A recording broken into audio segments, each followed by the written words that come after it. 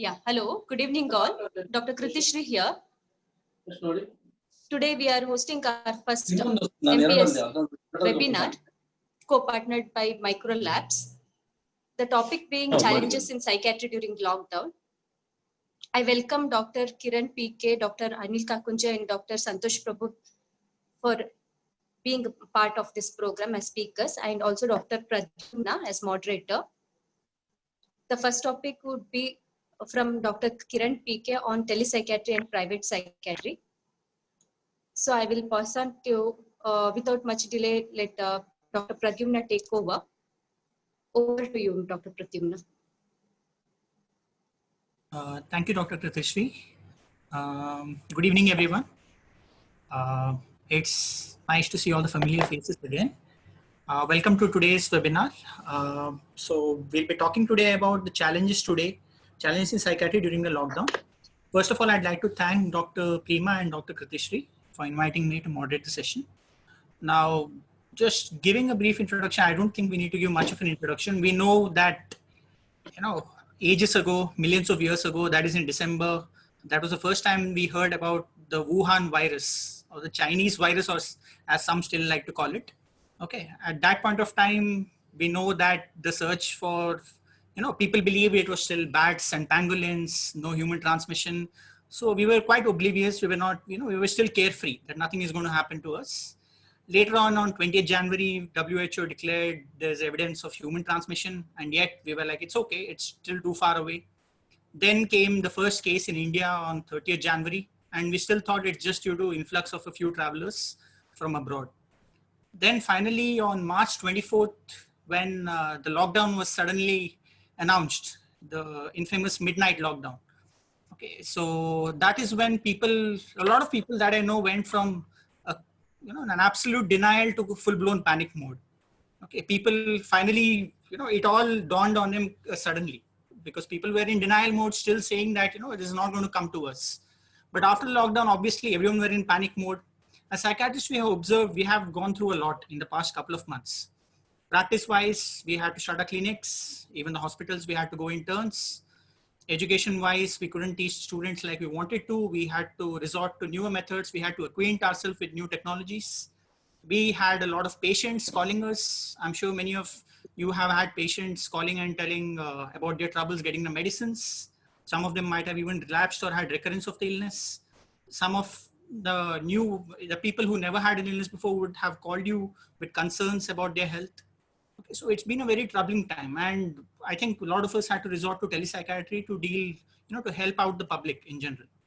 Now, we are seeing that the lockdown is hopefully getting eased, but we, as I think most of you know, that yesterday India had the maximum number of cases in a day, 5,050 was announced, and most likely by tomorrow morning we'll see India crossing 1 lakh cases. Okay, so despite the easing of the lockdown, I think it will be a long road ahead. So I think it's important for us to know what exactly can we do in the future? What have people done? Some of the esteemed psychiatrists with us today will share their experiences. I think everyone can chip in and tell what they have done, so that we can plan better for the future. In the coming, I'm sure the coming months also will be quite difficult. So today, to talk to everyone, there are 3 esteemed speakers. There is, first of all, this Dr. PK Kiran Kumar. I think he needs no introduction, but again, he is the professor of psychiatry in AJ Institute of Medical Sciences, and also the managing director, right? The chief of Adit Kiran Neuropsychiatry Centers. I think sir was the first psychiatrist I met when I came to Mangalore.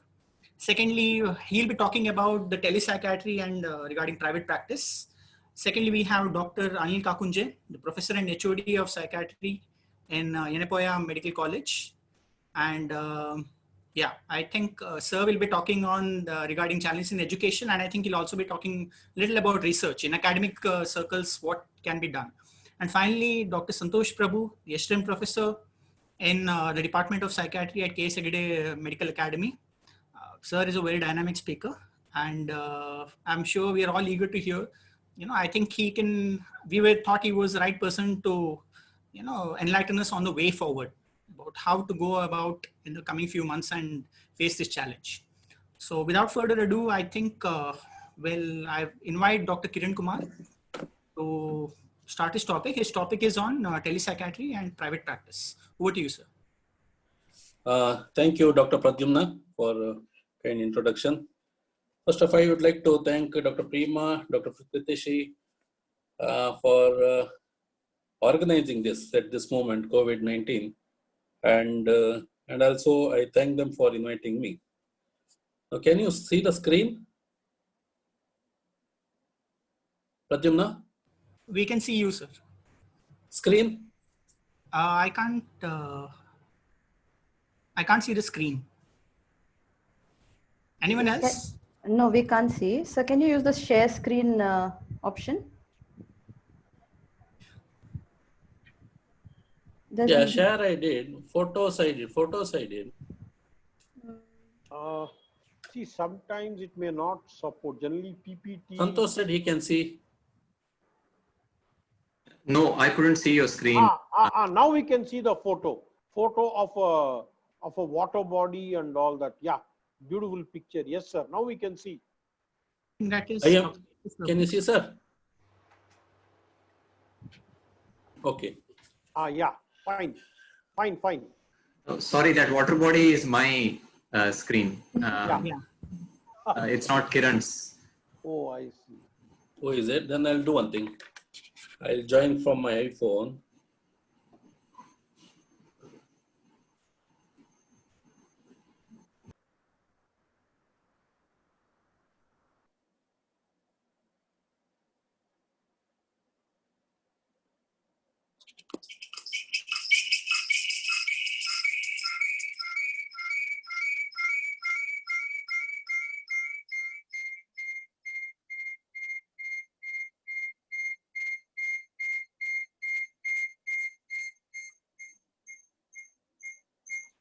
You'll have to mute one of the things because one will echo with each other when you open two things.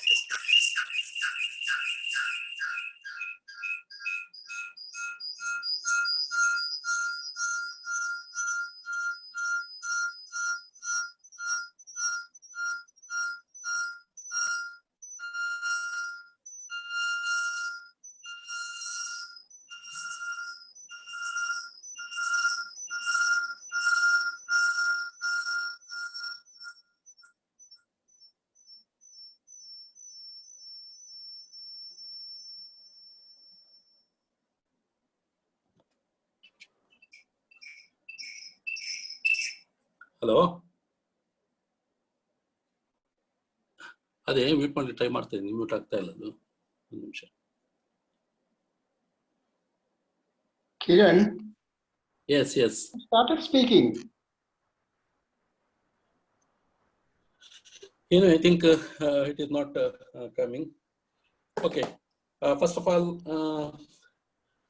during lockdown, we thought we'll have a teleconsultation. I think it was the request from the IMA initially.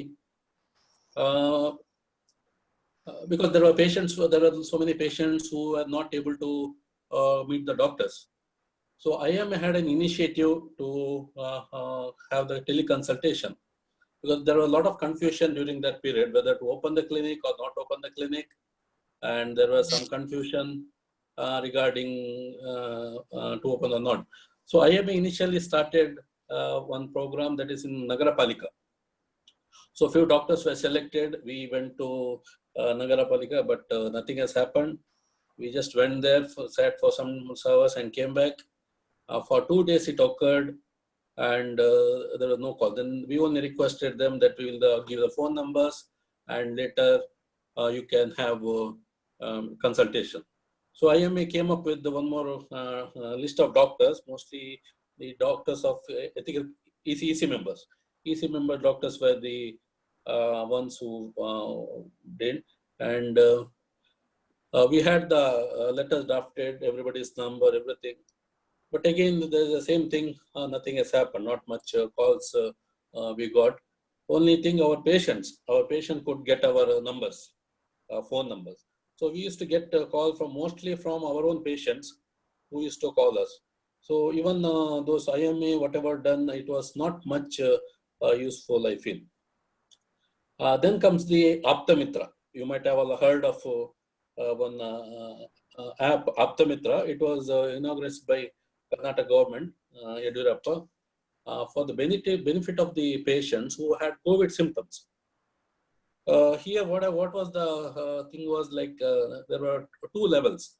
In the first level, there were nurses, pharmacists, then students from pharmacy students, physiotherapy students. They were on the first line, and we doctors were on the second line. This was done in Infosys Mudipu. So we all had to go there in the Mudipu. There were two sessions, morning one session and evening one session. So we went there again. Patients used to call. There was a call number. Patient used to call that number, and they used to ask their symptom, like if they have fever, if they have cough. There was only a few. Then again, there is a series of questions which the people from the first line used to ask, and most of the things they could clear those questions. And only if they cannot handle their question, the call were transferred to us. There were around 20-25 paramedical staffs, and we two doctors used to post there. And from 2 to 8, we used to go in the afternoon, one batch in the morning. But we got hardly any call. We went there, just were sitting there. And the first line people, they had few doubts regarding, they used to ask us, and we used to help them. That's it. But second line question, we didn't receive. I was talking to Dr. Santosh yesterday. He said he was in a different section helpline where he used to get a lot of calls. I think that was a different one. And again, the Karnataka government had started one more for migrant workers. I think they had maximum number of calls where they had. But in Aptamitra, we didn't have much calls. There were some funny calls. Like one person called, can we get Yediyurappa's number? And one more person was asking about how to do interstate transfer, all those things. So this, even though initial stages, these were all not much useful, I feel. Then, of course, in Aptamitra, we had good time because we were going there, we were sitting in the Infosys campus to come, and because whole road all the way. So 3-4 weeks we went. Then finally we said it's no point we are coming here. If anything is that we will help online. So that's what happened to Aptamitra. Then coming to the apps, there are a few apps which are available for consultation. When the lockdown started, first 2 days, I didn't go to the clinic to start the clinic, but there we used to get a lot of calls that medicine is getting over. Some are worried that they have only a few days of medicines and they are not sure how long lockdown. So they all wanted to consult us. So I thought of having, there are many apps. One of them I will use, I thought. There are different apps. One is Practo. Practo, again, there are two other. One is Practo, second is Practo Pro. Practo is for the patients and Practo Pro for doctors. Then there is one more app has come, that is Tele Arogya. That is done by Mahesh Spandana. That also has got two apps, one for patient and one for doctors. And there was one more app called Liberate. Again, there was two apps, one for patient and one for doctors, and one more Healthflix. So these four apps I downloaded, and I told my staffs to try each one of the apps. Try, because before giving to patients, I thought I'll give to the one of my staffs and try doing it. But I felt most of these apps, because you need to ask a lot of answers before downloading, after downloading to call a doctor. There are a few questions which has to be answered. I think it is very difficult for a patient who wants only one-time consultation or two-time consultations. These apps are helpful when you will consult a doctor for many sessions. I think because initial time it will take a lot of time. So I was searching for any app where the patients can directly contact us without going through all these hassles. I could not find any of the apps which are going. Then I thought of, I had one app 1 year back I used, that is called Nidan. That was good actually, because they have one particular number where the patient used to call that, and that used to be routed to us. So this is directly they can do this. 1 year back it was because there were tele guidelines, it was not clear, so I didn't use it. Now recently they have calling me up and do you want to start? So I'm a little hesitant, I'll start. But considering all these apps, when I go through all these apps, finally I felt WhatsApp is the best app for using. Nowadays I use only WhatsApp. Only problem is our patients will get our WhatsApp number or our main number and they'll call. But I think now I already given my numbers in 2 or 3 platforms, so it should not be a problem. So in WhatsApp, whenever my patients call, I tell them, you send your prescriptions and what are your problems, you send them and I'll answer them. So these are things we used to do. And when my patients call my clinic also, they tell that you send all the reports, we will give to the doctor and we'll call you back. So in WhatsApp call, I manage many of my patients, and it was very useful. And I asked my counselor, because my clinical psychologist, Shruti, I asked her, how are you? Because she also could not come to the clinic. There were many patients who were asking for psychological interventions. Then she said she's doing in Skype. So I think Skype is one of the good options for doing for teleconsultation. So in my opinion, WhatsApp and Skype were very useful. Maybe Practo, Telearogya, Liberate, HealthClicks, if they use it properly, or I think Kritishri has been using Liberate and Practo. I think she can give the feedback in this. So these are the apps which are currently available. There are a few funny telecommunication we had, because one afternoon I was sleeping. Suddenly I got a call from the journalist asking for about this, about lockdown. I got up and I spoke something, and next day I see that me and Ravish Tunga came in the paper saying that lockdown, how it came to big depression. So these are the things. And 2 days back we had Telearogya done by Micro. It was a very nice program we had. We discussed about all the PPL, how is it goes on. So these are the things which in the telepsychiatry what I had, and I heard nowadays telepsychiatry is legal till the further notice, and I think all the doctors should undergo training before starting telepsychiatry, I believe. Now coming to the private practice, yes, as I said, initially I had difficulty opening this. There was a lot of confusion whether to open, how to open the clinic. Unfortunately, I'm not able to open the slides. I had a lot of photos how I did my clinic's entrance and all those things. So initially what I made is, like, I have a little space in my clinic. So on the outside we used to put a board saying that please use sanitizer, don't enter inside the clinic without the mask. But still people were not listening. They used to come without mask. So we had one more standing board where we kept don't enter inside without mask, and don't use home mask. This was we have done, because there are many people who are coming with the towels, with the half open towels, and which is very difficult, because when they sit in front of us, it is used to open, and some people used to open the mask. So we were very clear about the people when they come inside the chamber.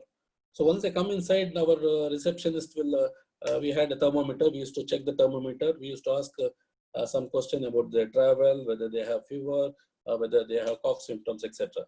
So after this first line, then we used to make them to wait in the reception waiting area. We made a gap in between the seats where they could sit. But in spite of that, I saw some people are moving around. They used not sit in the chamber. So it's very scary for us, because we see every time news. So that's one. If you have one patient, will be quarantined for maybe 14 days. Sometimes they might say 28 days. So it was very scary for us whether we get it or not. But if one patient comes in and spreads the disease, it's a danger. So we were very careful. I had a small, then I got one small mic system. Because I had 2 chambers, I used to sit in the counseling room. So initially I did from the reception. I used to stand and people used to stand opposite side. Then I found it is very difficult because they were not feeling comfortable. Then I made kept a chair outside and a table outside with the screen. But behind that patients were waiting. But again, people were uncomfortable because whatever they speak, it could be hard to the other person. So finally, I made it inside the chamber, but only one person has to sit and his bystander has to sit in the back. So this I made, and I had CCTV provision. When patient used to move around, I used to announce that nobody should move around. Please sit in the place. So this was about my practice. Of course, since many were asking for BP check model. So we said, no, nowadays we don't. If you want to check your BP, please go to your general practitioner and do the checks. And so only we used to do consultation. We try to finish the consultation as early as possible so that less exposure is there. So this is about the consultation part. And PPT, I had a personal protection kit, but I thought it was not necessary, especially for psychiatrists, because though we spend more time, but we need not touch the patient. Coming to medication part. So I had a pharmacy inside, so patient used to buy from the pharmacy, but this time we made it very clear when we get the prescription, they have to go outside the clinic, and we have a small window in the pharmacy. They have to give the prescription there, and the pharmacist will give on a token for them, and we had a token announcer. So we clearly told them, don't stand near the counter. You give the prescription and please sit in the place or wait somewhere, so that when we call your number or call your token number, please come and collect the medicines. And some of the patients, we were a little scared about the prescriptions, because some people will come with prescriptions with all torn, or sometimes it looks so dirty. So even a prescription also can carry sometimes viruses. So what we have put a board outside saying that please WhatsApp your prescription. So I had given my clinic mobile number, and they used to WhatsApp their prescription, and our pharmacist used to give them the medicine. And of course, money you cannot do. You have to take the money. And there are some rumor that money also can carry virus. So I told my staffs to be careful with the money part also. So they have tried best. So right now, in my clinic, I'm very comfortable seeing the patients. And we had some stickers also, where COVID line and keep distance, all those some posters and stickers were there. I took the help of Dr. Supriya Hegde and Dr. Raghavendra, how they are also, before opening the clinic, they have made some arrangement. So we share the ideas each other, and right now I'm very comfortable with seeing the patients, and hope things will be better soon. This is all my presentation, and thank you very much.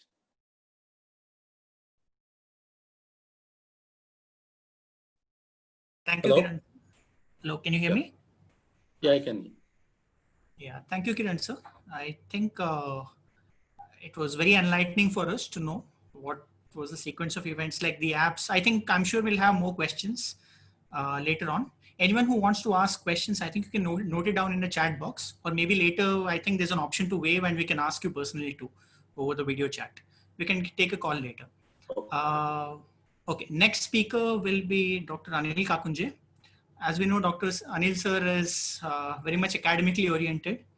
I think he was one of the first instances of teaching being done during this lockdown period was him posting a photo of Dr. Dilshana taking a class for the undergraduate medical students, I think, in the group. That was the first, I think, the instance I've seen during this period, what was done, the teaching.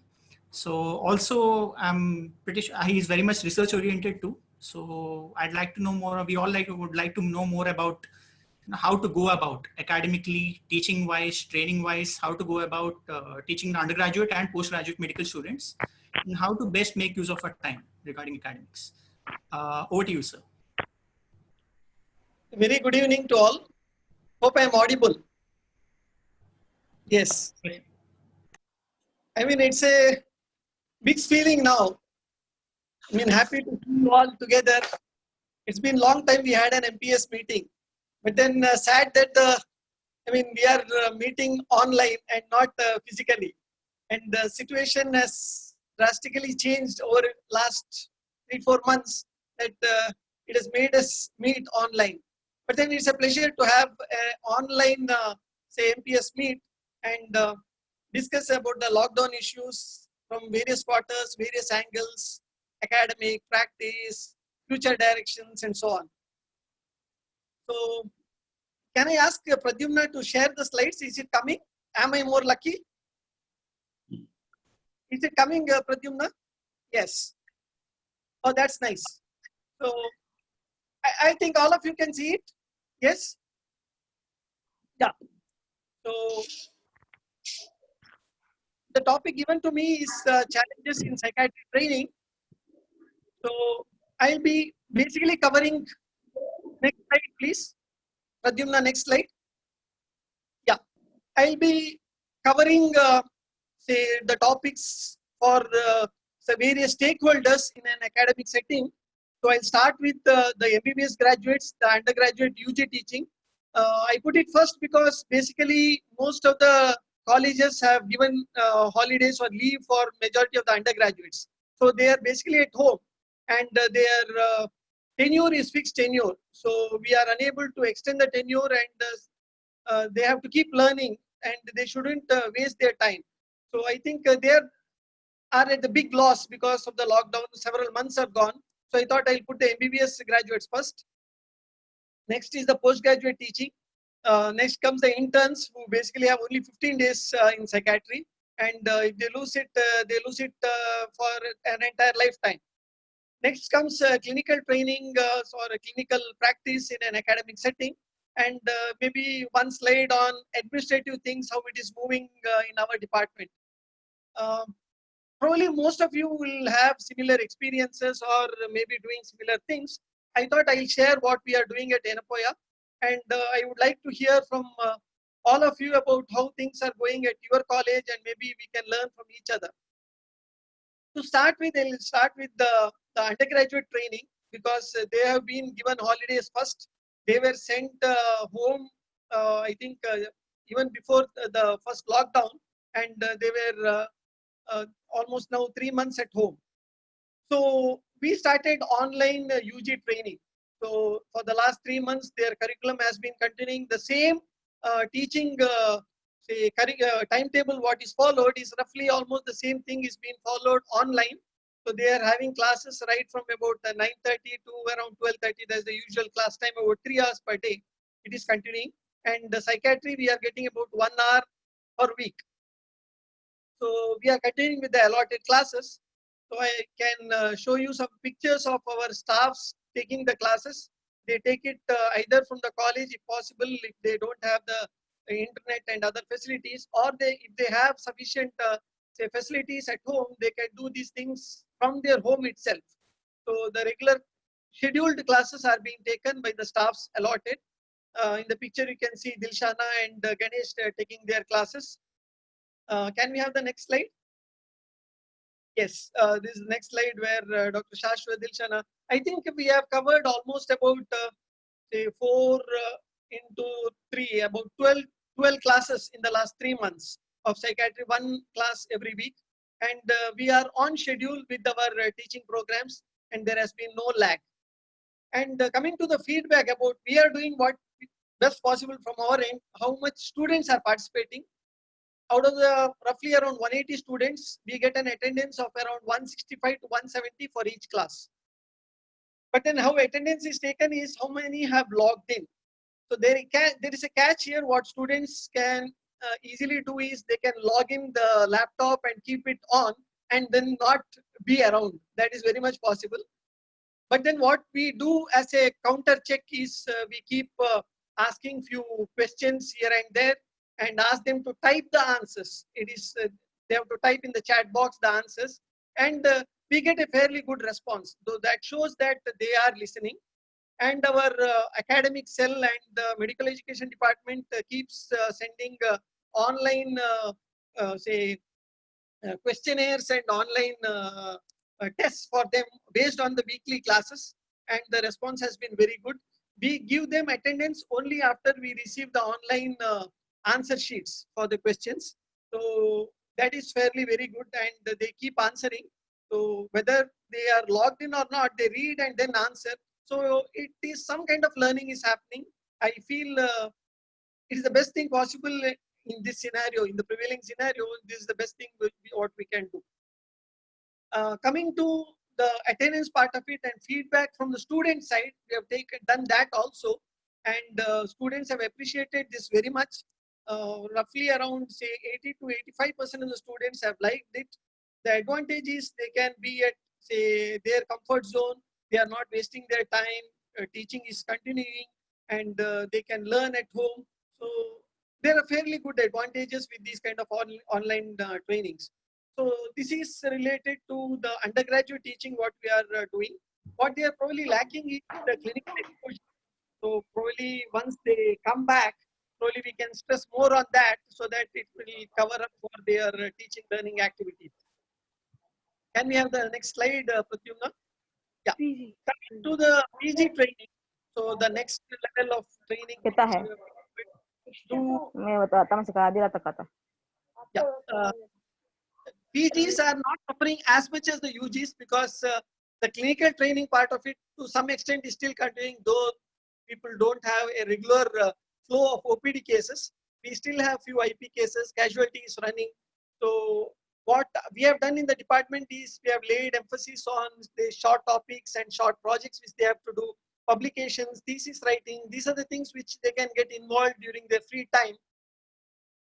Thesis writing, the review of literature, introduction part of it can be done during say their free time. Doesn't require say to see patients, so those can be completed. We have started our scientific review board and ethics committee approvals online, so they can apply for short studies and their projects online, and it gets speeded up fast, so that by the time the lockdown ends or the hospitals OPD open, they are ready for doing the research activities. For regarding publications, we have made it mandatory that all PGs should have a minimum of one publication in index journal during the lockdown period. So majority have done that. So they have at least one publication which they can remember or say attribute to the lockdown. So something positive from there. PGs are also posted, apart from psychiatry, they are posted to the triage which we have in the hospital. They are posted to fever clinics, and they are posted even to the ICUs where they work under the medicine staffs or the medicine consultants. So they get exposure to various say cases other than medicine or medicine related psychiatric cases which they can see in these places. So some kind of clinical work training goes on, and probably is something similar to an ICU, something similar to the medicine postings which the MD students get, or a consultation lesson say postings generally MD students have. This is something similar to that. And coming to exposure to COVID cases, we had one suspected COVID patient in our ward. So who was from Beltangedi, who was a lady who was from Beltangedi area. So she was there for about I think a week to 10 days. So students, the PGs were exposed to some kind of COVID case and how to handle the infection control, wearing of PPE, say handling such cases, isolation. So these were also covered. Fortunately, the result came negative. So things are moving forward even in PG training point of view. Yenapoya has recently got approval from the ICMR for COVID testing. So the testing results happen very fast. We do get referrals even from other hospitals, other clinics and all for COVID testing. So some kind of clinical activity goes on even in the lab, and there are some discussions in our groups related to COVID testing results, the clinical aspects of COVID and things like that. So these things do help the PGs in keeping up-to-date information related to the current scenario. Next slide, please, Pradyumna. Yeah, I thought this is the group which suffered probably the most because of the lockdown. So they have just 15 days in psychiatry. If you are taking only our subject, only 15 days, hardly 2 weeks. And probably all interns don't get enough cases and exposure for these 15 days. The OPD is shut, they are posted very minimally. So probably this group is missing out a lot on the training part of it, because unless they enter psychiatry, probably this is their last chance to learn psychiatry. What we have done is we have given some kind of online training for them, clinical interview techniques, say online questionnaires to complete, some MCQs and so on. From the college side, they have a mandatory ALS training, BLS training, they have exposure to the simulation lab. They get posted in our rehab center, though the cases are very less.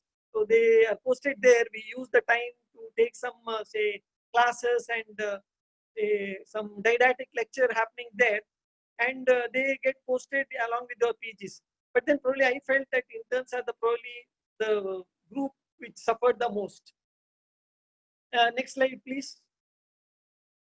Yeah, coming to the publications part of it, our Vice Chancellor had emphasized a lot on improving the publication part of it, because this can be done at home. Online facility is there. Many of the journals and library things were, support materials were provided online. So they insisted that all the PGs and staff should involve in say, academic activity even when they are at home. So what we have done in our department is we did one original study related to COVID-19. So we were involved in say counseling of the quarantined individuals with the history of international travel. So we had a lot of, before the lockdown, the total ban on international travel. So a lot of, say, passengers came from abroad and they were quarantined at home. So we were given a set of people for, say, online teleconsultation or telecounseling kind of thing for during lockdown for these people who are on quarantine. So we did a study on such people on the mental health issues related to quarantined individuals. The study is almost over, and we have given it for, say, submitted for publication.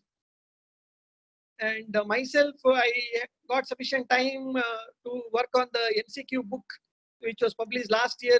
We came out with a revised edition for the PGs and undergraduates. So that has been released. I think that has been circulated in MPS group. So that's something which I can tell as something to remember during the lockdown, something productive which has come out during the lockdown period. If you want the numbers, the number of publications from the staffs, which few are published and few are at various stages. Our staffs, we have around 10 publications from the department, and PGs we have 7. So that makes it total 17 from our department. Next. Yeah, a few photos of the staffs in the hospital working. Our hospital is still working. We have 2 staffs working at a time along with PGs and interns for say IP care, OP care, casualty, and the referral cases. I think you can see Ravi Chandra and Dilshana there in their PPEs, and PPEs are provided by the hospital for people who are on duty. And all the staffs had mandatory training sessions in infection control and personal protection, how to wear it, how to remove the PPEs, and which one to wear first, and things like that. So all these minor aspects were given importance, and training were given to all PGs and staffs. Next. Yeah, this is regarding, I was listening, closely listening to Kiran's apps, and probably I will add one more. The ENAPO has a separate app for hospital consultations. So people who are unable to visit the hospital physically, so they can use this HEALS app online consultation app. They can go to the hospital website and choose the staff or consultant of their choice. They were been following up with one particular staff in the Department of Psychiatry. The web page shows the details of each staffs, and the patient can choose whom he or she wants to consult. So staff will get a message that such and such patient has taken an appointment, online appointment at particular time. So we want to reschedule it, we can reschedule it, and the call will go from the doctor to the patient without displaying the doctor's number. That I feel is the most important one. Most of the time what happens in online consultation is your privacy is not given so much of importance. So what happens, your number is displayed and people start calling or video calling or talking at very odd times. So this app routes it through the college website and through the college internet. So you give a call, it will go, the number displayed is the college number. Your number doesn't get displayed anywhere. So you don't get calls directly from the patient, and you are able to give prescriptions, everything online through this app. So I felt the most advantageous thing, there are so many apps, but the advantage is your number is not displayed, and it is you who call the patient at a particular time. But then you set the time when you want to talk to the patient, and you can reschedule the time. So there are various advantages, and it is routed through the college website and the college channel. So you don't directly have access to the patient. It is through the college website person who handles at that level. He sees that patient is there, someone does the initial talking, and then you come to the picture. So this works very well. We had few consultations online. So something which is of use. And in the college, they have started the online delivery of say medicines. You have home care, home supply of home care, even nursing care, say laboratory care. So few facilities which probably for which a patient had to come to the hospital has been provided at their doorstep. So you can talk to the patient, prescription will be provided at your doorstep. So many advantages with the changing scenario, probably something which can continue over a period of time, so that we continue with some positives of this lockdown. So we have learned something new during all this lockdown period, and something which can go on. We can take the positives to continue. Next.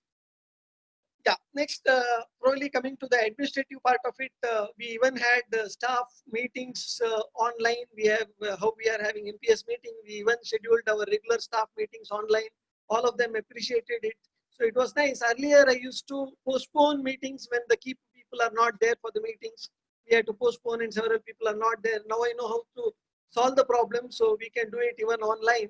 So it was very successful, and it was nice seeing everyone from the department online. So we even had staff meetings online. So I think we are moving forward even during lockdown period on various aspects, clinical aspects, training aspects, and so on. All may not be say continued, but then we can take the positives and say use it wherever needed, even once the lockdown is over.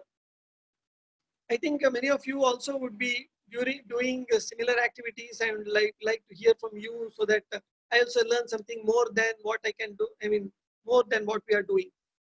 So finally, a thank you message to all, and thanks MPS for inviting me and giving a topic which probably is the need of the hour, and to learn from each other about how to tackle all these issues from various angles. So thank you. Over to Pradyumna. Thank you, sir, for your wonderful presentation regarding what can be done academically for people who are academically oriented. And of course, it's our duty to continue the training process of both the undergraduates and postgraduates. Now, moving on to our next speaker and the next topic, that is the way forward. Now, like I mentioned at the start, that just yesterday we crossed the 5,000 per day mark of cases, new cases in a single day. Most likely tomorrow we wake up, I think we'll have crossed 1 lakh cases in India by tomorrow. Now, there are a couple of themes which have been, people have been telling again and again. Like, for example, one thing people have been talking about, WHO has been talking about many people have been talking about the impending mental health pandemic. Okay, it's a bit of a misnomer, but still, because mental health can't be considered as one single thing. But again, mental health pandemic is something that is, something that very much people are very much concerned about. Secondly, despite our best efforts, people have been saying that COVID is something that will remain a public health issue for at least the next couple of years. Okay, may not be the same extent.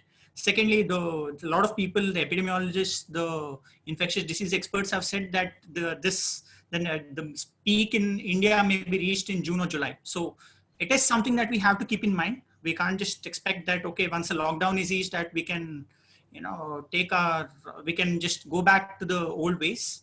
So I think it's important to know how can we plan for the future? Okay, what can be done in the future? So I would like to ask Dr. Santosh Prabhu now to enlighten us what he thinks will happen in the future and what can we do, okay, to plan for the future. Okay, over to you, sir. Thank you so much, Dr. Prabhu, for that introduction.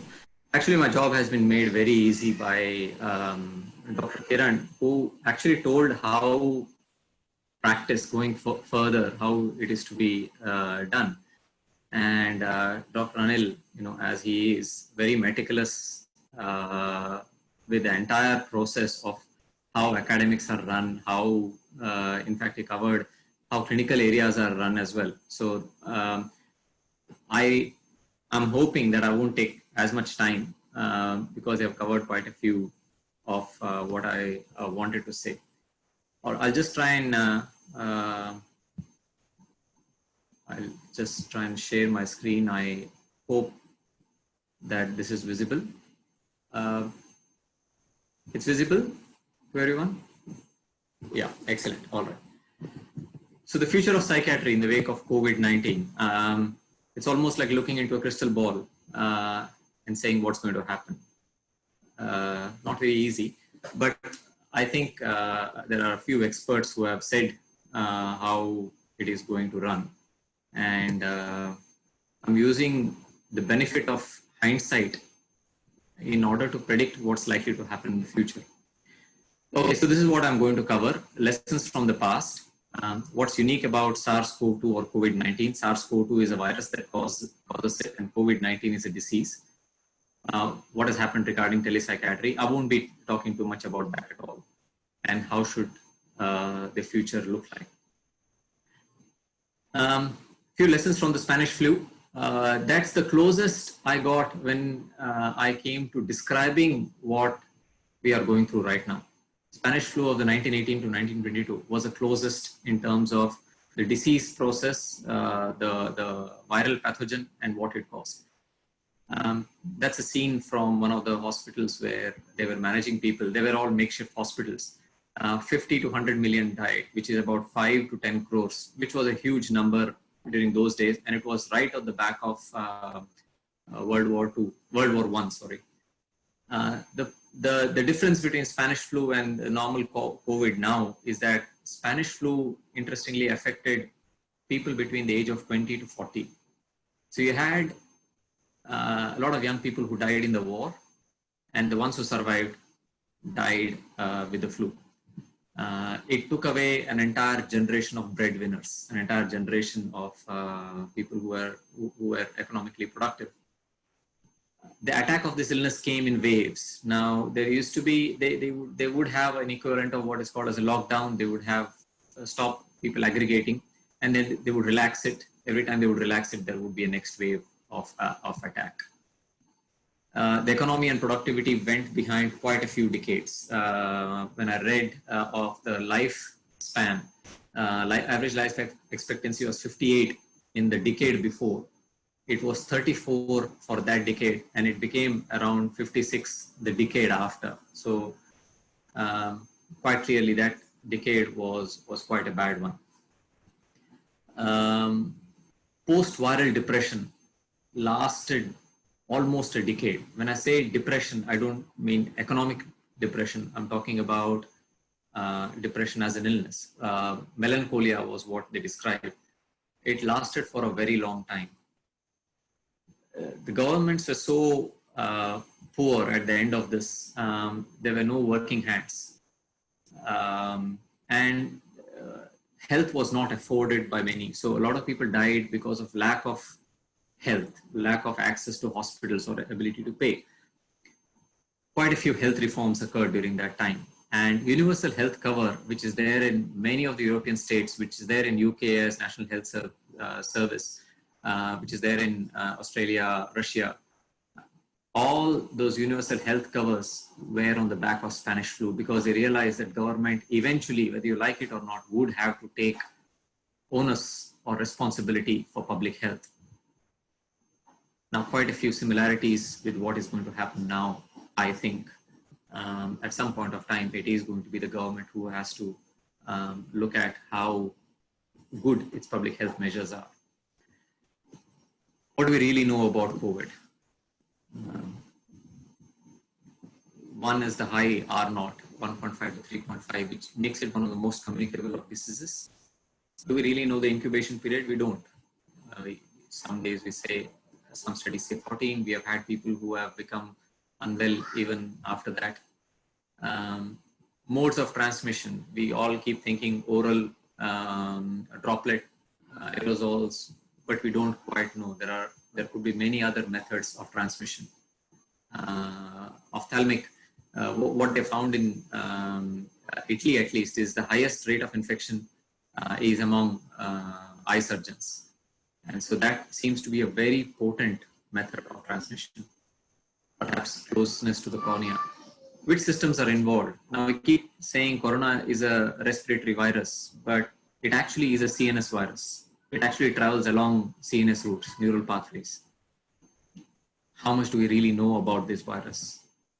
What are the treatment protocols? We don't really know quite a bit. We keep dabbling with this and that, but at the end, it's just a shot in the dark. Is there a risk of reinfection? How long is the immunity going to last? And finally, how far is the vaccine? Now, when I say all this, what I'm trying to say is we need to learn from the past. We need to learn from the Spanish flu because these were exactly the questions that were there and we didn't know the answers. It is what is called as a black swan event. A black swan event is what is described is a very rare event which can happen, not known to happen, but it can happen, but it can lead to disastrous consequences. So what we're looking at is once in a lifetime black swan event. So we need to be very, very cautious and very aware of how our future is going to be. It's not going to be straightforward. It's going to be complex and the effects are going to be lasting, as Dr. Pradyumna said. We're not going to have,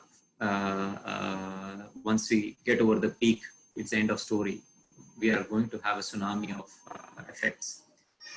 Effects of COVID on health, obviously, are the direct effects. It's a CNS virus, so there are direct effects on the brain as well. The lethargy, loss of taste, loss of smell.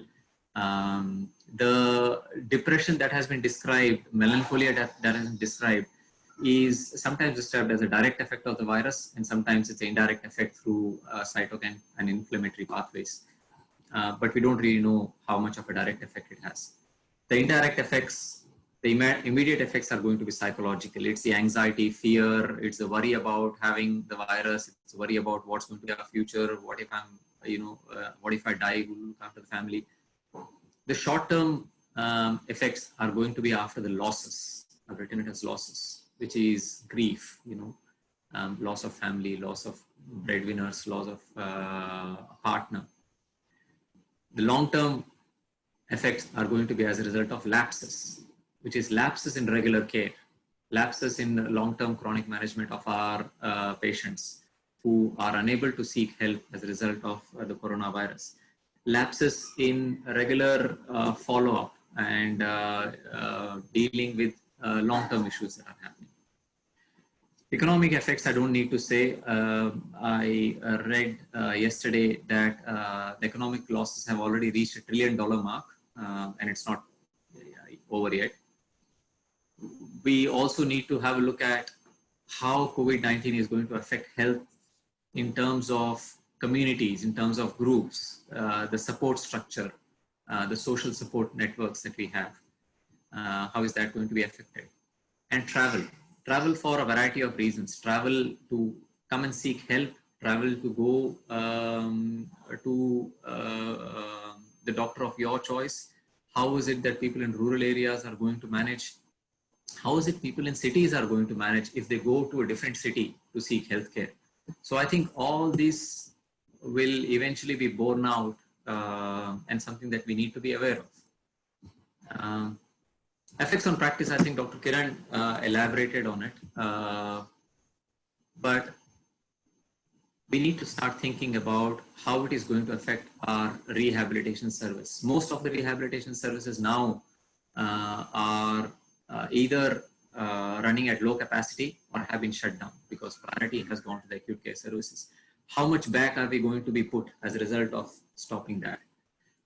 The numerous de-addiction services, de-addiction camps that are run all over India, how is that going to be affected? For a while, we had the trouble of de-addiction withdrawal syndromes, but now we are going to have an issue of the services not being available for people who need them.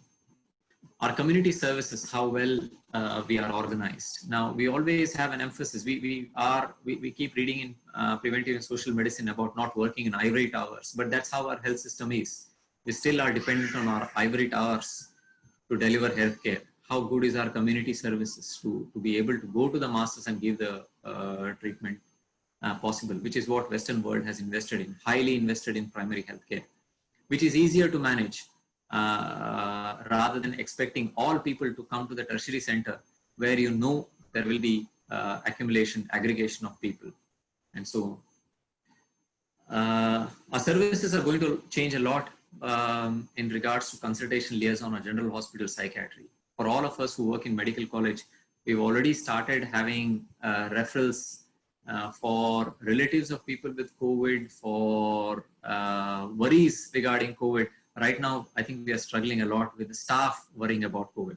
Eventually, it will percolate down to the patients as well.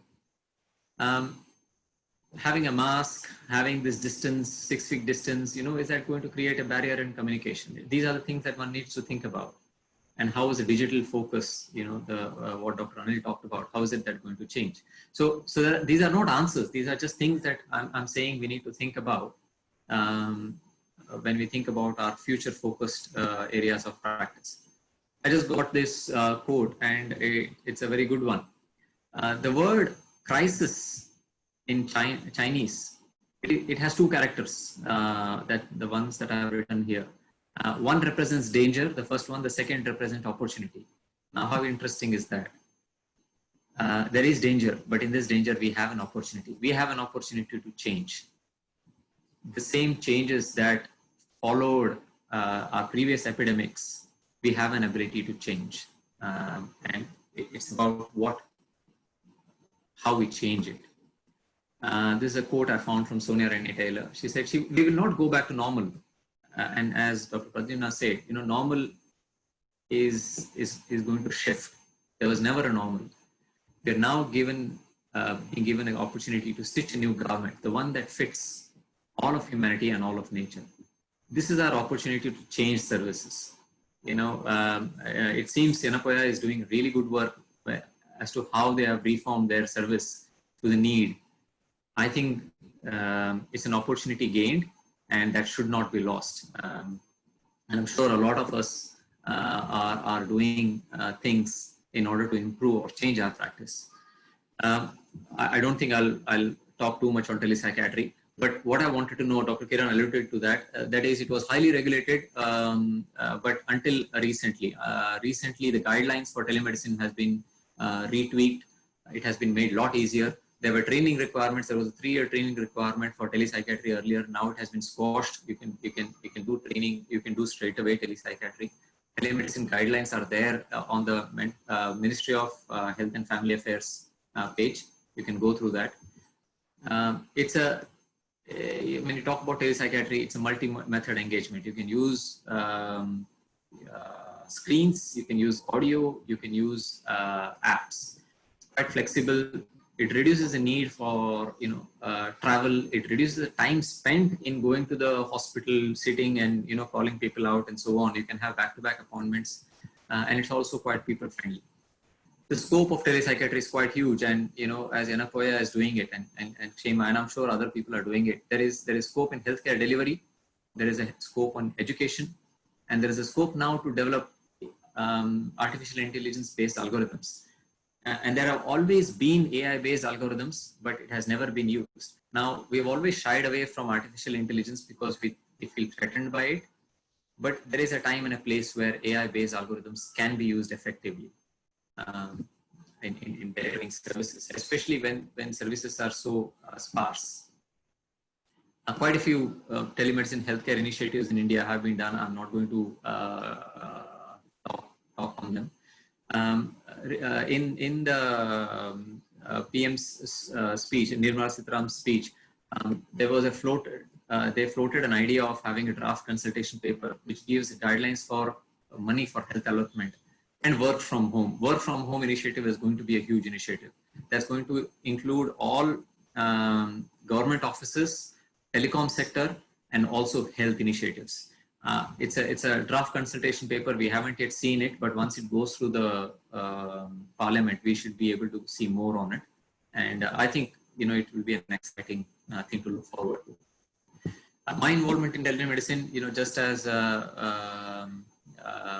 Kiran said, my work was involved with Step 1. I don't know if anyone of you have heard about Step 1. It is a government, it's an NGO which provides basic counseling services and which provides COVID-related services to Karnataka government. I've been involved with this since about a week after the lockdown started. There are tiers. The first tier is taken by a professional a health worker who will look at triaging the person, and if they need mental health services, they get forwarded on to whoever is willing to pick up the call. It's an app-based service. As Yanapoya's telemedicine hotline is, it goes via an app, so they don't get to know what phone you're calling from. So I've been doing it. I was doing it fairly regularly up until last week, working with people or giving them guidance about how to manage the mental health issues related to COVID and other things. Tele-Arogya, I tried it for a little while. I didn't quite enjoy it. But with Kshema, we've been doing quite a bit of telemedicine. Most of my telemedicine has been WhatsApp based, and the patients have been very good with regards to that. So they generally, I go to the office, sit in the office, they send me their details, they call me up and they send me details on WhatsApp as to what their numbers are. We get the file, we see them. We have an OMR, so we upload things on the internet, on the web base, and I see them via WhatsApp, and I write a prescription, take a photograph, and send it via it. We have a specialized prescription pad made for people to access medications electronically. So we've been doing that. That's been my involvement. Digital education we have all been doing UG and PG training classes, and I think all colleges are doing it. But there's more to it. There's webinars, of course. Most of the college training elsewhere is now online. apaondemand.org is a very good resource. They're going to start it as a paid resource for people to access things online. For now, it is there are bits available which are free. In fact, the annual Congress, I don't know how many of you attended, but I know few people from Karnataka Psychiatrist Group attended the APA annual Congress. Because they couldn't have the Congress in April, on 25th and 26th, they had the spring meeting. So they published the webinars and they presented the whole presentations online. In fact, if you're interested, they are still available as of yesterday. If you wanted to have a look, the webinars are downloadable. The video is downloadable. You can have a look. Future conferences, when I look at European Congress and I think even IPS KC is planning to go digital with their conferences. I've been listening to podcasts for people who get bored. There are podcasts which are available. I've been listening to them since 2004, and there's not a dearth of podcasts. You can download them on your Google Podcast, Google Play, Google Music, and listen to them as you're driving. They are a wealth of information. If somebody is interested in knowing which podcast, I can give them links later. just text me separately. I just thought I'll tell a little bit of my telemedicine experience overseas. This is the part of Queensland where I work. When I say I work, every time I go on locums, this is the place where I go. And I'll try and use the marker, laser pointer. Okay, this town called Toowoomba is where we are based. This is the district that we cover, Darling Downs in Southwest. While this might not be a big area, this area actually covers the whole of Karnataka, Kerala and Tamil Nadu combined. That's how big an area it is. All the psychiatrists are based at Toowoomba. There's not one psychiatrist who's out of there. It's like having for 3 states psychiatrists sitting in Bangalore alone. And that too, it's not even Bangalore, it's one end. It's like Trivandrum, sitting in Trivandrum and managing Karnataka, Tamil Nadu and Kerala population. And there are 3 of us who do teleconference.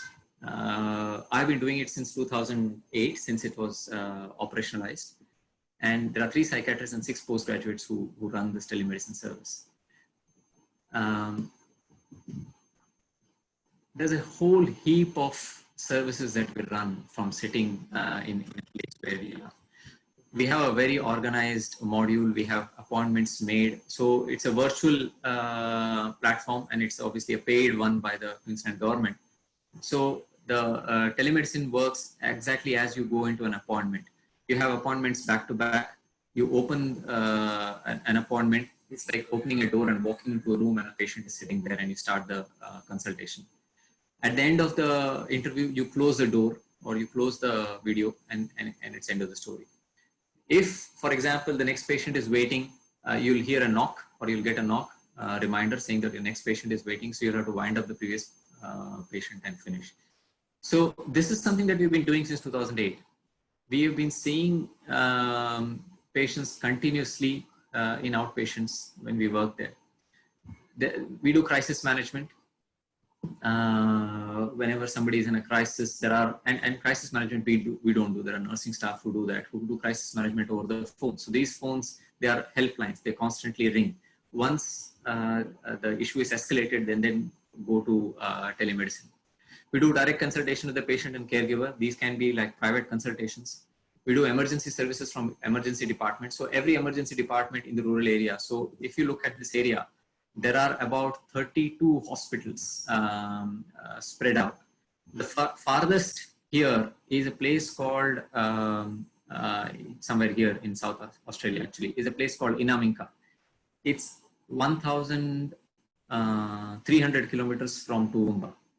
And, you obviously can't go there, but you help the emergency services doctor there in dealing with a crisis over there. So you do teleconsultation with the GP sitting there or with the emergency physician, and you help during emergency. You can have a view of the emergency. Everything is available on phone, on the telemedicine. You can do consultation with the GPs. We do a lot of consultation with the rural GPs, empowering them to manage patients on outpatient basis so that they don't have to come all the way to the hospitals.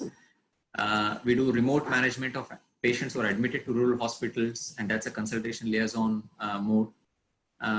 So essentially what we do is, sitting in one place in Toowoomba, we are able to manage 2 districts, the size of 3 states in India, and 3 psychiatrists. Now, if you extrapolate that to India, look at the lack of access of rural services in India, the lack of access of people to good doctors, good quality doctors. The change we can do is enormous. And I know Ravindra Monoli, at least, is doing enormous job working with the patients in his hometown in Basava Kalyana, where he's doing telemedicine services. So, there's no reason why we can't extrapolate similar services here. This is our opportunity. I found this quote by Albert Einstein saying, insanity is doing the same thing over and over and expecting different results. We have crisis, we do the same thing over and over. We revert back to how we are managing. We revert back to seeing patients in hospitals. We revert back to losing focus on primary healthcare. And we expect things to get better. The government expects that, somehow allocating 0.3% of the GDP to health will work in the long run? Well, it doesn't. And I hope this crisis gives the government an opportunity and us an opportunity to relook at how we are doing things differently. This is how the future of healthcare services, if you ask me, will look like. There'll be flexible options for patients. The patients will be able to see a doctor. They would be able to call any of the healthcare lines, and there will be one central line which will divert everywhere rather than them having to search and find which is a helpline. They'll have the option of speaking to a doctor over the phone or by video conference. We'll have blended models. We'll use a mix of these models to deliver healthcare and reduce the emphasis or reliance on tertiary healthcare services. We'll have tertiary healthcare services working equally well with secondary, primary and primordial healthcare services. Hopefully our healthcare services will be able to adopt Western methods as well as some Western methods, but also adapt to the requirements, to the changes that are needed, and will be resilient in spite of what we are faced with. Now, when I say that, I'm not saying all Western health services are resilient. I mean, they have their own share of issues. We haven't seen ours yet, but this is our opportunity to change healthcare services, and we should take it as a challenge to be able to try different things in order to deliver the services. I think I'll stop here. Thank you.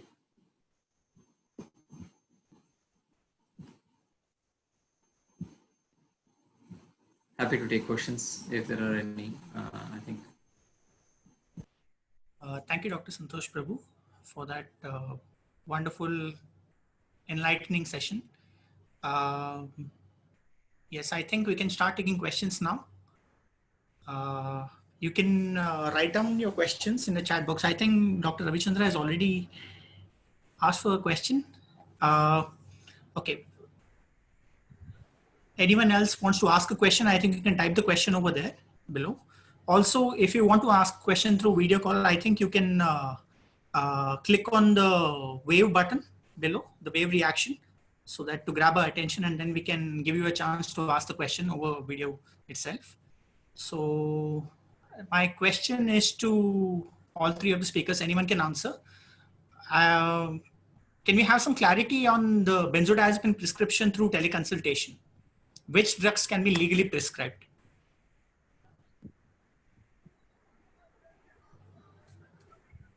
Dr. Kiran Kumar, Clonazepam and clobazam.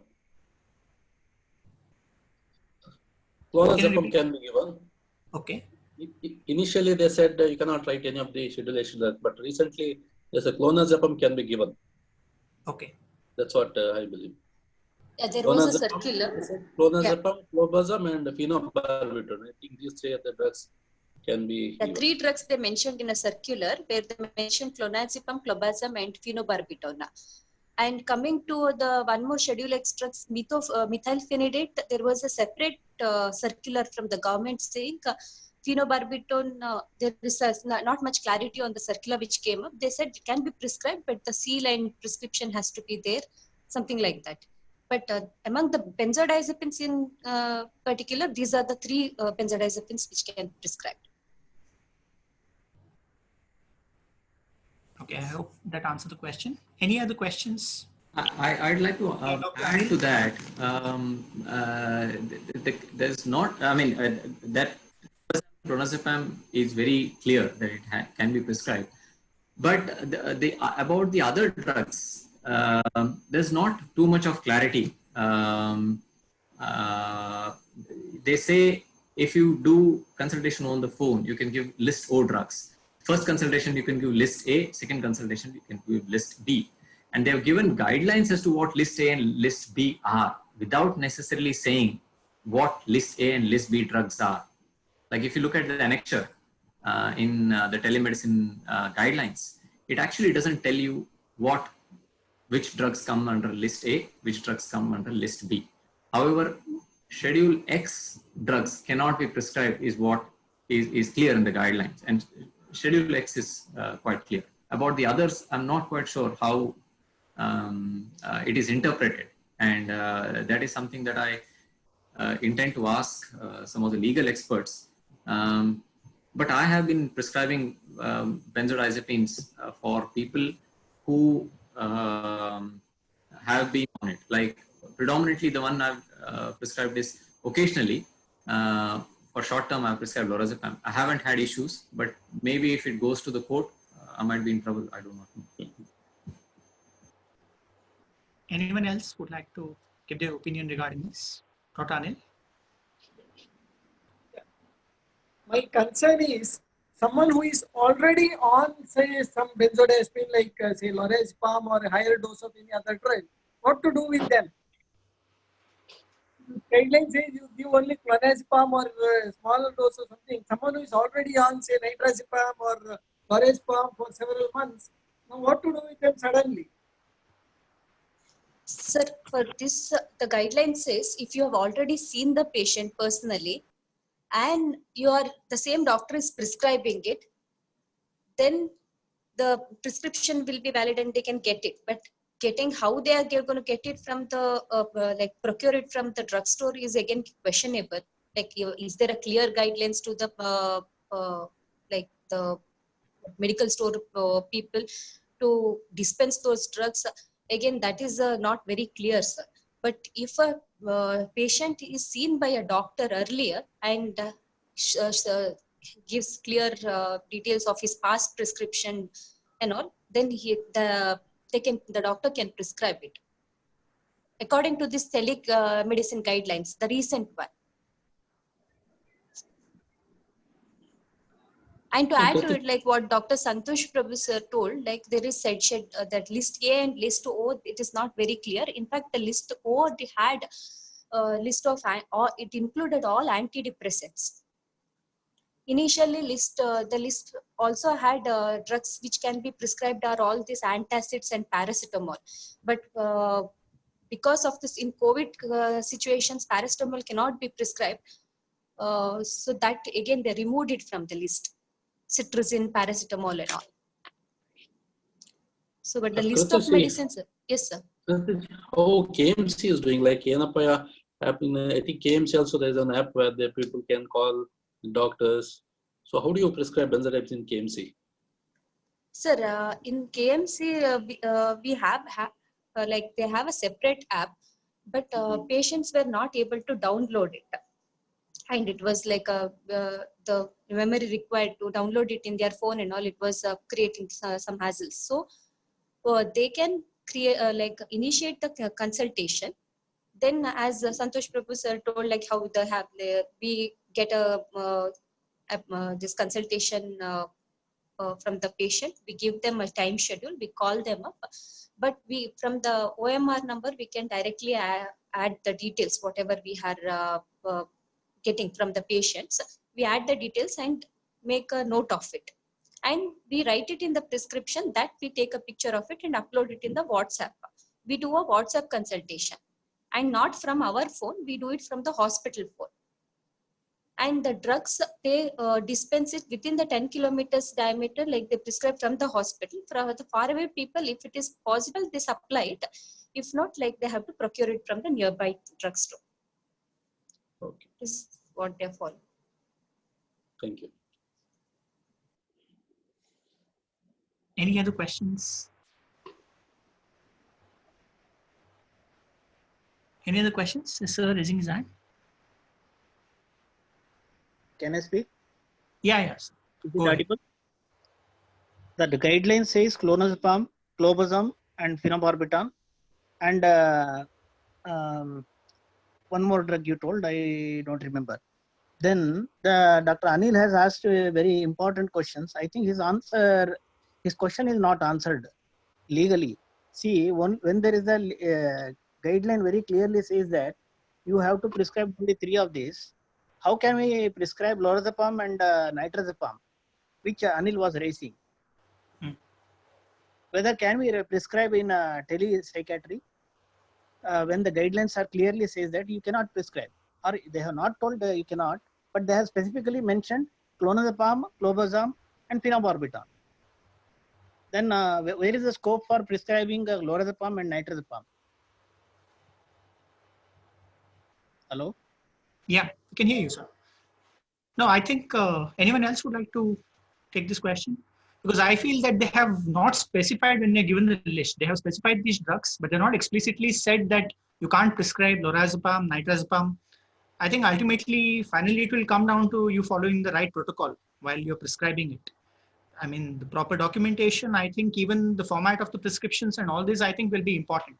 No, Pradyumna, see, before the recent guidelines have been released, in telepsychiatry, we are not entitled to prescribe the benzodiazepine. Because of the COVID, Can you hear us? Audio. So audio is not, so you're not audible, sir.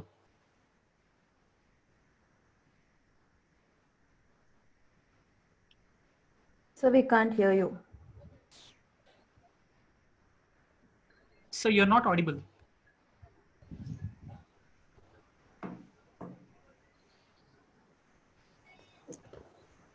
hello? Yeah, you were not audible this whole time, sir. Hello, Ganesh sir, could you please repeat the question? The second half we were not able to hear. So your audio is muted. Your mic is muted. Is it audible now? Yes. Yeah. See, my question is, when the telepsychiatry guidelines very clearly say that you have to prescribe only clonazepam, clobazam, and phenobarbital, then how we can treat nitrazepam dependence or lorazepam dependence, which Anil was raising? How we can treat in telepsychiatry?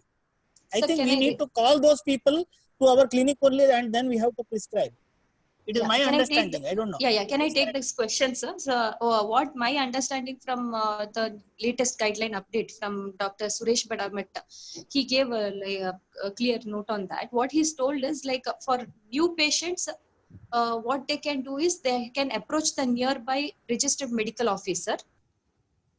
The medical officer should do a detailed checkup and like update it to the psychiatrist through the teleconsultation, and then the psychiatrist will give the orders to the registered medical officer, and through them like they can get the prescription. This guidelines was there even earlier also in telemedicine, is been there from before. So this is what NIMHANS has been following even for the remote in inaccessible areas, like when they had to provide service to this such areas. This is what they were following. But in the lockdown also they followed the same thing for the benzodiazepines for the new consultations. For the old consultations, if they have show like if they can directly consult the concerned psychiatrist through teleconsultation apps, and if they have they clearly show that they have been on this medication, they can continue taking using the new prescription provided by the psychiatrist. Hello?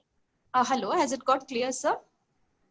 No, it's again, see, but in telepsychiatry, I agree, but we can actually call the nearby PHC and we can ask them to write. That's what you are telling, no? Yes, sir. But directly you cannot write. We can give orders. You cannot post your prescription through WhatsApp for other, this one, clonazepams, for other benzodiazepines.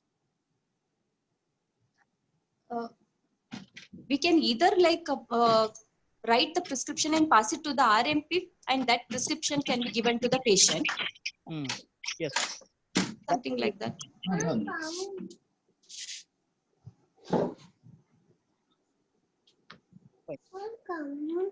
Any other questions? I'd like to hear from the different psychiatrists, the experience regarding telepsychiatry and regarding academics in different colleges.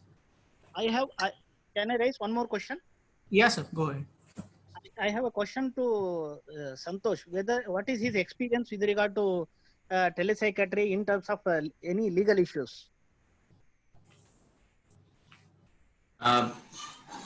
You're talking about here right now? Yes, please. In terms of legal issues, as in what? I didn't quite. Certain drugs, as Anil was raising, certain drugs have like benzodiazepine, they have dependency issues. Some drugs may have some complications when we give. So they may go to Correct. court, isn't it? Yeah, I'm not quite sure. So such scenario have you faced in your practice? No, I haven't faced any practice. Thankfully, what has happened with me is all the psychiatric consultations I have had, except two, have been patients who I have been seeing for a long period of time. So I haven't had any issues where they have had trouble. So in terms of my own personal experience, I actually haven't had any legal issues with telepsychiatry in India. No, in overseas? Overseas, there are issues that happen. There are issues that happen, but the guidelines overseas are quite different. Telepsychiatry is a lot more evolved, and guidelines are very clear. When overseas, when you do telepsychiatry, what we usually do, at least my health service that provides for the whole district, is given the distance of how far we have an outreach. We always get them physically checked by the local doctor. We rely that all those details, information gets faxed to us. We rely on that information for providing opinion. Our opinion is sent, our prescription or what we want to start is being sent with guidelines to the doctor about how it has to be done. The prescription writing is done by the doctor at the periphery, who goes with our guidelines, including how to look for side effects and so on, and works with it. Any issues that we have, it comes via the doctor. Everything is via the local contact. So from a legal sense, whenever issues are raised, it raises issues as to whether I have done the right thing with regards to the information I had, and whether the doctor did the right thing with regards to information that he provided me and the advice that was given to the doctor. Everything is documented, everything is written. So the chain of command is very clear in how it works overseas. Does that answer your question? Yeah, partially it has answered. Okay. So there is a need to go to the courts. Sometimes people do raise issues. People do raise claims. They say that you have done wrong diagnosis or so on and so forth, and you have to go to the courts. It's about sitting there in the court and telling them what you worked with, what information you had. Everything is documented, and giving the courts that. The court will look at the information and then decide whether you are at fault, whether there was negligence or anything. Till date, I've been to about 6 or 7 courts. Haven't had any issues. Generally, the courts are very fair in that manner, as long as you are working within your set guidelines. India being a new, the telemedicine has started new. So those set of guidelines, those clear ideas about what, list A, list B, list O, the finer points of this have not yet trickled down, and they will. But I think the onus would be to take this forward. I think it's a good tool to have, as long as there are good, like WhatsApp I'm using. I don't feel very comfortable. I am relying on the goodness of my patients to not disturb me in the middle of the night at the moment. But it's good to have a intermediary where you can go via an app or something like a consultation room, like it works elsewhere, so that you walk in and the person walks in and you have a meeting.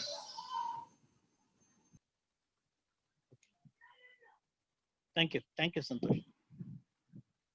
Okay, can we? I would like to request Dr. Mohan Chandan sir, if he could say something about his experiences. Thank you, Mohan Chandra sir. You should speak.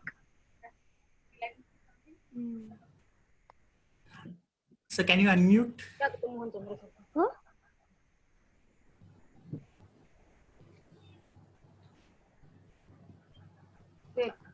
Huh? Can you hear me? Yes, sir, we can hear you. Yes. Oh, this is entirely new, and new things has to be faced. Yes, sir. Can you hear me? Yes, sir. All right. Okay. I mean, it's a drastic change.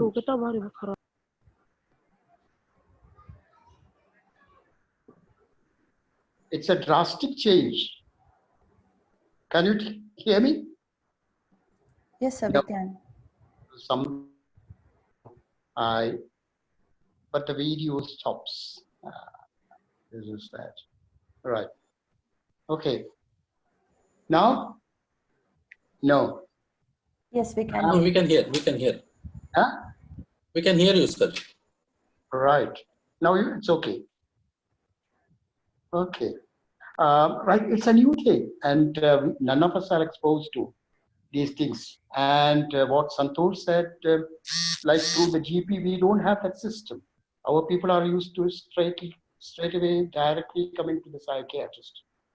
Over the last 2 months, I have been answering telephone calls, and on an average of 10. I have not started it. Maybe after 31st, I would start seeing patients at my clinic. The issue is like litigation, of course, which would come later. Nobody knows. Now even the judges shouldn't be bothered about litigation. They are, as we know, the latest Supreme Court decision of fining a person who had gone against opening up the outlets of C2H5OH just reflects that they are also not sure of what is going to happen. So it's a change. We have to get used to it. Maybe over a period of time, we get used to these kind of things. I have absolutely no experience regarding telepsychiatry. Maybe I might start, who knows? As the great Lord Tennyson said, everything changes except change. We are exposed to great, drastic, dreaded change. Let's all face together. I enjoyed listening to everybody. Santosh, I really enjoyed. Thank you. Thank you, sir, for your input. See the slide. Oh, that is the only problem. Otherwise, it's a fantastic experience. I must congratulate the Mangalore Psychiatric Society that I could see you all, my old friends, sitting here. I saw Ravi, I saw Anil speaking, but not many people, I think. It's a big surprise. Thank you. Thank you, sir, for your input. I have a I'd like, question. yeah, go ahead, ma'am. Yeah. When you are doing telepsychiatry consultations, what about the payment options? How do you broach the subject and how do you collect it? That's it. Anyone would like to take the question? The private practitioner should answer. Yes. No, I do on WhatsApp. They send the messages, whatever this thing. After that, when they ask how much you have to pay, I tell them. But from my side, I don't tell that you have to pay because I think it is not nil. But some people will ask, Doctor, how much we have to pay? So I say I have Google Pay or my account number. So I'll forward them both. One of them they will transfer money. Only few of them send. Most of them do it on free. Okay, so you don't ask, is it, sir? Till now, not started asking. Okay. What about Kritishri is doing in KMC, right? No, they are doing KMC. I think directly it goes KMC money collect, to is it? KMC. Directly they collect. Yeah, connect it. Okay. And Yenapuya, nothing. Anil is not around.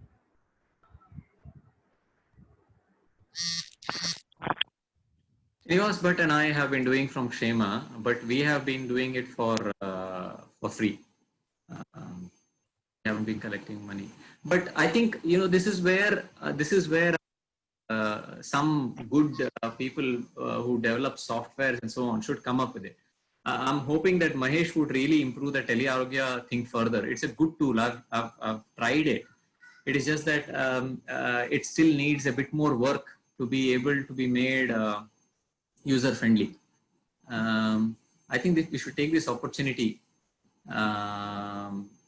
to enhance services and make sure that we can actually do good service and not just for free. Sir, now some of the upcoming ones, now this become the in thing. So whom we have been talking to, what they are doing is the payment issue comes first, and then the consultation starts. So therefore, you have that kind of an option also in some of them. Like I spoke to a party, a vendor called Kiwi. So where he offers, where you can do it both ways, like you can get the payment first and then do the consultation. Because in places, I don't know, like maybe I've heard from people like UP, etc. They find it extremely difficult because they do the consultation and then afterwards they are gone. So this is one thing that it's been already worked out by some of the vendors, where you pay first and then do the consulting. Okay, I think we have to rush up a little bit. Okay, so there's a question asking from Dr. Mithun asking, are there any updated ICMR guidelines for routine psychiatry research in background of COVID-19? So I think Dr. Anil would be the one who can answer this question. I mean, what exactly was the question? Are there any updated ICMR guidelines for routine psychiatry research in background of COVID-19? I mean, as my knowledge goes, there is no, guidelines from ICMR related to COVID. I think they are still struggling with the physical part of it. So they have not reached the mental part of it.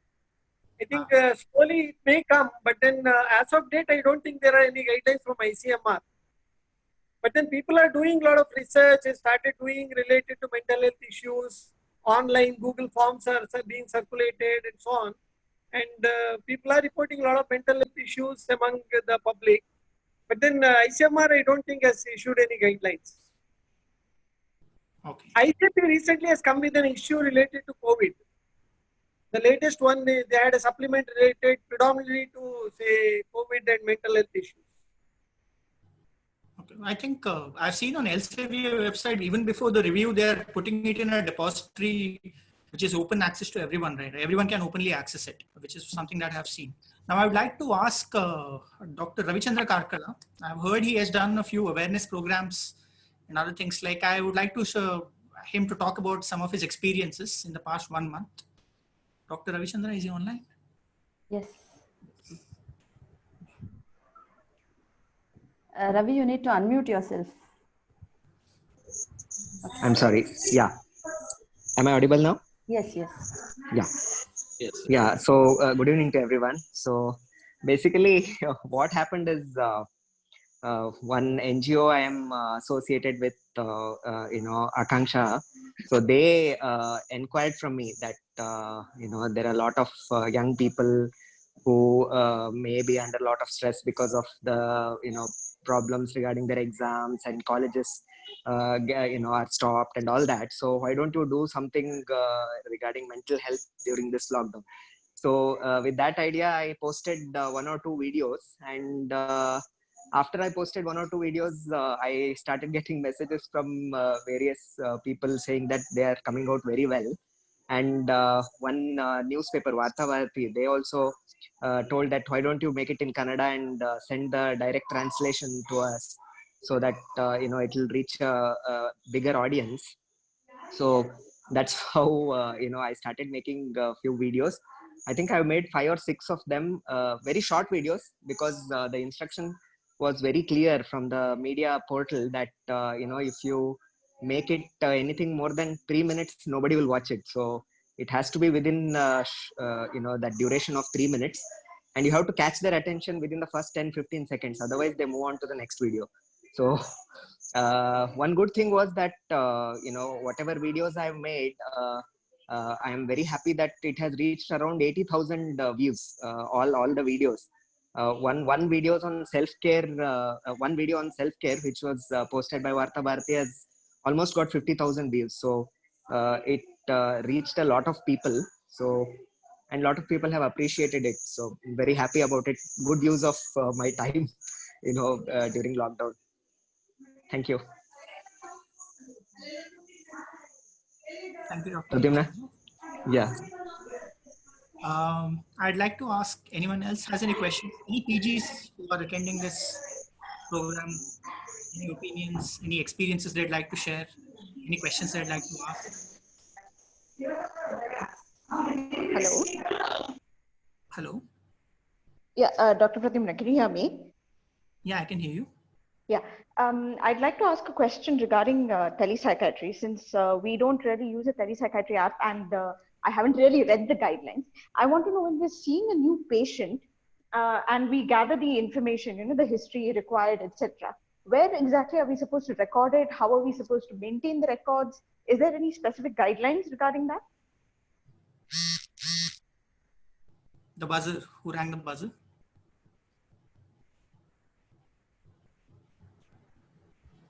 Hello? Hello, anyone would like to take this question? Dr. Kiran, Santosh? No, I think as we do our consultation in our clinic, same way we can take a record and keep the record. Or second, in there are apps like there are some apps where you can do that. That Mahesh app, what is it called? In that, Yes, I think yes, there are sir. But for people who are not using apps, who are just using, like you said, WhatsApp, I think you have to write your own make it. a record and keep. Are there any Yeah. specific guidelines about that? Like how, what format it should follow, what it has to be written as, or anything of the sort that has come out, any telepsychiatry guidelines? I think the most important thing is patient's name and age. Okay. When you have a doubt about that, you have to ask their Aadhaar card or thing, age, address, because there should not be fake caller. That's the guideline. But the rest of the thing, I think we should be doing as since we are not recording any BP or physical examination. So, Okay, sir. yeah. Yeah, can I add to it? The guidelines has very clear message on this particular thing about the information what you gather. First thing is like as what we do, like the name, age, everything, the basic details has to be mentioned, and you have to mention that this patient has been consulted through this video consultation, not in person. And meanwhile, in the consultation, if you have also spoken to gathered information from the other, also if they may family member or other members have added the information, you have to mention about it. Okay. Then the diagnosis has to be mentioned, time of consultation, the follow-up date has to be mentioned, and specifically they say that the medication should not be given for more than 15 days. Maximum up to 1 month can be given, and injectables should not be prescribed. Full name of the consultants who is prescribing the medication, their register number, if possible, the seal, and in case of follow-up, who the patient should follow up physically, who they have to, in case of emergency, who they have to follow up. Those details they have to mention. The doctor will have to abide, will have to abide to mention all these details in the prescription what they provide. Whatever they provide, like the WhatsApp photo what we provide to the patient on the prescription, all these details should come. Okay. And also the if required, like if the benzodiazepines and all are mentioned in the prescription, the clear statement to the medical store personnel that so much strictly the quantity of the benzodiazepines to be given to the patient, that also we have to give this. The guidelines gives clear instructions on this. And Kriti, this information has to be stored with us in an electronic media on a particular platform or something like that, or we can just store it, like say on our computers or on paper somewhere. Yeah, if we have if we are making a file, then we can store it about the patient. Like we have to give a particular ID to the patient, and we can store it. Or if it is in the WhatsApp forum, it will be there. Like we can, and some of these forums, like the private forums like Practo, Library, and all, what they do is like the audio call what we make with the patient, they record it, and the recorded audio goes to both the patient as well as the doctor. So whatever is been discussed in that period of time gets recorded, and and that is not accessible to the. This is what they claim. They claim that like it is not accessible to the people, like the app holders. It is just only totally encrypted, and it is accessible only to the patient and the doctor. Okay. All right. Thank you, Kriti. Yeah. Just to add, I've just sent the telemedicine guidelines, the PDF link.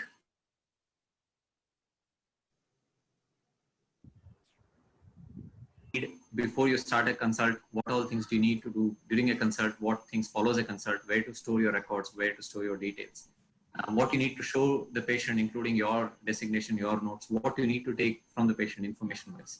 Everything is there. Just it's a 51-page document, but it is easy reading. The last 15 pages are all flowcharts. Okay. But, I think Apurva has raised her hand. Apurva has raised her hand for quite some time. Apurva wants to ask a question.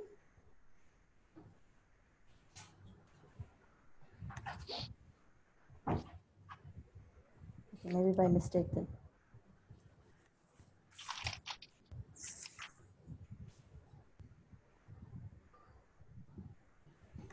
Apurva is there? No, maybe by mistake.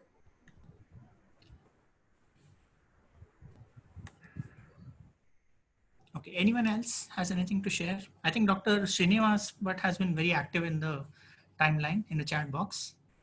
Would you like to share something with us?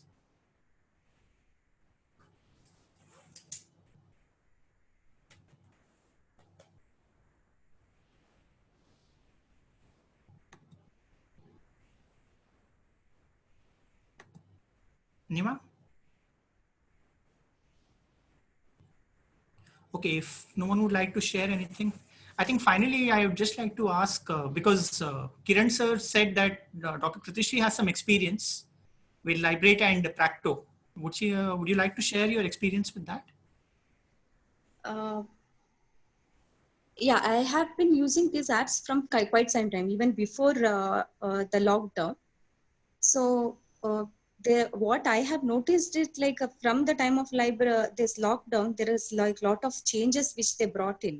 Like it is more earlier, it was like more of service oriented. Now it is become a business. They started recruiting their own people and started delegating less number of patients to the patients who, like when they ask for the particular doctor, routing them to the doctors they want. So all these things are happening. So I don't encourage people to like get much into this telepsychiatry forums. Instead, like stick to their individual patients and provide service there. This is my this experience there. Thank you very much. Okay, I think if no one has any questions, I think we can conclude the session. Finally, I would like to say again, just to recap briefly, I think Dr. Kiran gave a very insightful, given insight about the private practice, how the whole sequence of events panned out, okay, how he's gotten back to the practice, and also regarding the telepsychiatry apps. I think what he said was finally the one which which he liked the most in the end was the WhatsApp, and I think a little bit of Skype that you said in the end. Okay, and Dr. Anil, of course, spoke about the education, the research, how he's been carrying out. I think we had to learn a lot about learning management systems, other things. So, we are doing the best out of what we have actually, because, but yeah, I think Anil sir has implemented a lot of things over there. I think we can take inspiration from some of the things that he's done. And finally, Dr. Santosh wonderfully summed up, I think the highlight that he said, that it's an opportunity for us. We can see from the past also, from an economic point of view, from, if you're looking at healthcare, how important it is, like how the wholesale reform came about in the European countries regarding their expenditure on healthcare and healthcare systems. Okay, so I think the main takeaway is that, of course, the other opportunities that we get in terms of telepsychiatry and other things, the new things to try out. But the main thing is the lessons to be learned, and we should never be complacent. We should never stand still. This is an opportunity for us, to bring about some whole-scale changes in, in the way we practice and maybe overall as a system, how we practice everything. Okay, I think I've spoken enough. I think me and everyone else is a little hypoglycemic now. So I think we'll conclude the session. Thank you everyone for contributing to the session. Thank you. speakers. Thank you. To the participants, and thank you to Mr. Ganeshan for organizing this event. Thank you so much. A pleasure, sir. Thank you. Thank you, Micro Labs. Yeah, thank Yeah, you, thank Microlab, you, for Microlabs, for organizing this, and Dr. Pradyumna for moderating the whole session. I think you tried to stick within the time, extended by a slight delay and extension, I guess. But otherwise, a good session. Over to Kruti. Yeah, nothing to say. Like, you have covered everything. Like, we have I thank all the speakers for accepting it. When we requested them for the first itself, they accepted it and like made it a successful program. And thanks a lot for the Mr. Ganesh and Microlabs for technically making it hassle-free to all the members and participants. Thank you all. I think we have an overseas attendee also. Trina is attending, so special thanks to Trina for making it all the way. Thank you. We had around 44 plus participants today, I guess. Yeah, 40. It is a good number for a start. And where do we go for dinner? Refreshments will be served in your own kitchens. Maybe next time we'll all head to Adit Kiran or somewhere. Okay. Thank you. Bye-bye. All are welcome today also. Yeah. Bye. Bye. Bye. Good night. Good night.